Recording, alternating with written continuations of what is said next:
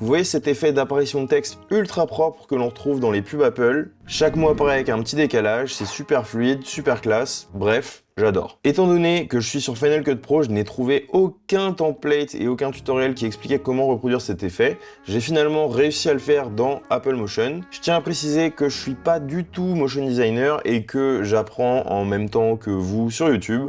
Donc on se retrouve tout de suite dans Motion pour vous montrer comment j'ai fait. On va commencer par créer un nouveau projet, on va le mettre à 25 images par seconde. Vous pouvez choisir ce que vous souhaitez selon vos envies. Ensuite, on ajoute un calque de texte avec l'outil texte. Jusque-là, tout va bien. Vous allez taper du texte pour vous rendre compte de comment l'effet évolue au fur et à mesure de la vidéo. Et là, on va choisir une typo assez fine, assez élégante pour rester dans l'esprit Apple.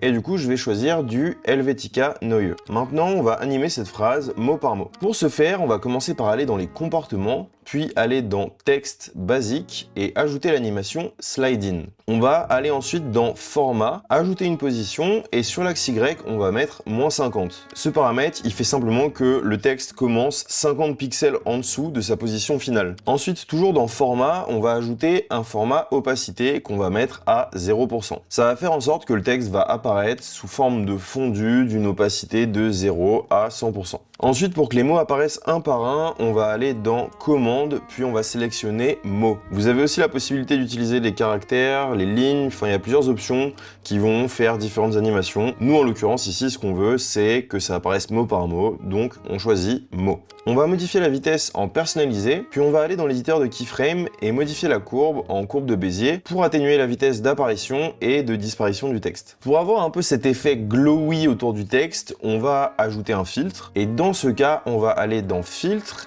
éclat et on va ajouter le filtre néon. Là, normalement, c'est beaucoup trop fort, donc ce que je vous recommande, c'est de baisser l'éclat intérieur à 7% et aussi de baisser le mixage à 7% pour avoir un effet qui est plus ressenti que vu. Ensuite, si vous êtes sur Final Cut comme moi, il vous suffit de l'enregistrer dans vos titres et celui-ci sera dispo sur Final Cut directement dans vos titres. Voilà, maintenant vous pouvez utiliser cet effet typographique dans vos propres vidéos. Pour ceux qui ont la flemme, je vous partagerai le template en description de la vidéo pour que vous puissiez le télécharger et l'utiliser également. Dites-moi en commentaire s'il y a une autre animation que vous aimeriez avoir dans Final Cut et peut-être que je la ferai à l'occasion.